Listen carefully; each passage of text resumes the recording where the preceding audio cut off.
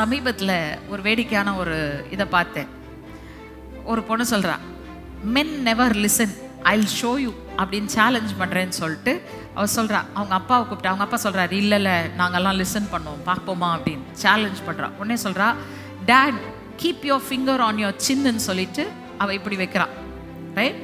உடனே அவரும் பின்னாடி நின்றுக்கிட்டு அதே போல் வைக்கிறாரு. திரும்ப சிரிச்சுக்கிட்டே சொல்றா, dad I said keep your finger on your chin. அப்பா உங்க விரலை உங்க சின் மேல வைங்க, தாடை மேல வைங்கன்னு சொல்றான். இவர் என்ன பண்றாரு, அவ சொல்லிட்டு இப்படி வைக்கிறா. வச்ச உடனே அவரும் என்ன பண்றாரு, இதே மாதிரி வைக்கிறாரு. சிரிச்சிட்டு சொல்றா, டேட் தட்ஸ் நாட் யுவர் சின், இதுதான் உங்க சின். புரியுதா?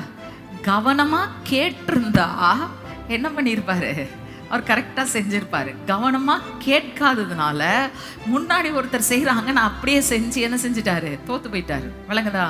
இன்னைக்கு பல நேரத்தில் நம்ம அப்படிதான் இருக்கிறோம்.